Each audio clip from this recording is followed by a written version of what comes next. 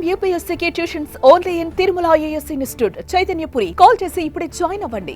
అవును, వారిద్దరూ ప్రేమించుకున్నారు, పెళ్లి చేసుకోవాలని నిర్ణయించుకున్నారు, కలిసి నడుద్దామని అనుకున్నారు. కానీ 7 అడుగులు వెయ్యకుండానే అనంతలోకాలకు చేరారు ఆ ప్రేమికులు. పెద్దలు తమ పెళ్లికి అంగీకరించారనే అనుమానంతో ఒకే గదిలో ఉరేసుకుని బలవన్మరణానికి పాల్పడ్డారు. కరీంనగర్లోని వావిలాలపల్లిలో వెలుగు చూసిన ఈ విషాద ఘటన కలకలం రేపింది.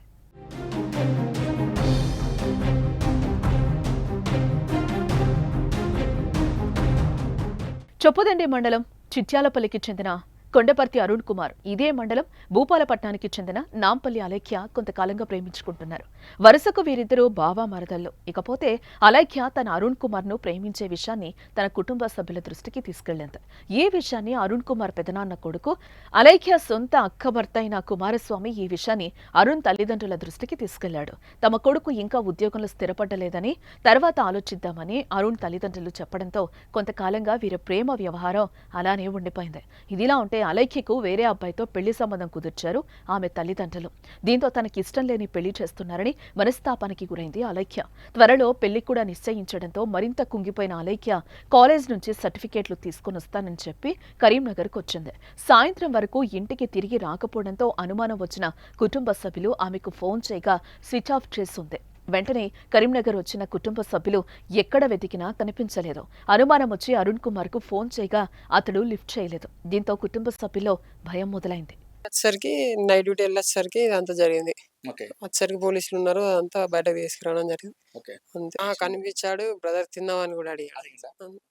నైట్ కనిపించాడు. మరి ఆ మొన్న నైట్ ఏం కనిపించలేదు. ఓకే, ఈ హోమ్ థియేటర్ సౌండ్స్ అనేది ఎక్కువ ఎప్పుడు వినిపించింది? నైట్ నుంచి మార్నింగ్ దాకా కంటిన్యూ అనిపించింది.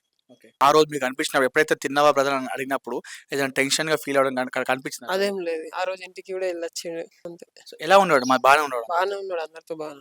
కరీంనగర్లోని ఓ ప్రైవేట్ హాస్పిటల్లో అరుణ్ కుమార్ ల్యాబ్ టెక్నీషియన్ గా పనిచేస్తున్నాడు.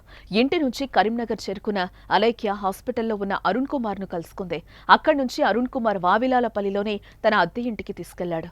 అక్కడ ఏం జరిగిందో ఏమో గానీ తెల్లవారేసరికి ఒకే గదిలో వేర్వేరు ఫ్యాన్లకు ఉరివేసుకుని ఆత్మహత్య చేసుకున్నారు. అయితే రాత్రి కరీంనగర్లో వెతికి ఇంటికి వెళ్లిన అలైఖ్య కుటుంబ సభ్యులు అరుణ్ కుమార్ ఉండే అద్దె ఇంటి అడ్రస్ తెలుసుకుని అక్కడికి వచ్చి చూడగా లోపల నుంచి గడియ వేస్తుంది. ఎంత పిలిచినా ఫలితం లేకపోయేసరికి వెంటిలేటర్స్ నుంచి చూడగా అరుణ్ కుమార్, అలైఖ్య విగత జీవులై కనిపించారు. అప్పటి వరకు వారితో ఆనందంగా ఉన్న ఇరువురు ఇలా విగత జీవులుగా పడి ఉండడంతో రెండు కుటుంబాల కుటుంబ సభ్యులు కన్నీరు మున్నీరుగా విలపించారు. వీళ్ళిద్దరూ అక్కడ లాస్ట్ 2 years నుంచి లవ్ చేసుకుంటున్నారని చెప్పని తెలిసింది. దాంట్లో భాగంగా ఈ అబ్బాయి ఇక్కడ వర్క్ చేసుకుంటూ వావిలాలపల్లిలో ఒక రెంటెడ్ రూమ్లో ఉంటున్నాడు. ఈ అమ్మాయికి లాస్ట్ 40 days బ్యాక్ అబ్బాయితో సంబంధం సెట్ అయిపోయింది. సో వాళ్ళకి ప్రేమకు సంబంధించిన వ్యవహారాన్ని పెద్దల్ని ఒప్పించలేక వాళ్ళు తొందరపడి ఆత్మహత్య చేసుకున్నట్టుగా ఇప్పుడు దర్యాప్తులో తెలిసింది. మిగతా విషయాలు ఏమైనా ఉంటే దర్యాప్తులో పూర్తిగా కనుక్కొని తెలియపరుస్తుంది. అంటే వాళ్ళు ఇంట్లో వాళ్ళకి చెప్పడం జరిగింది సార్ ఈ విషయం గురించి?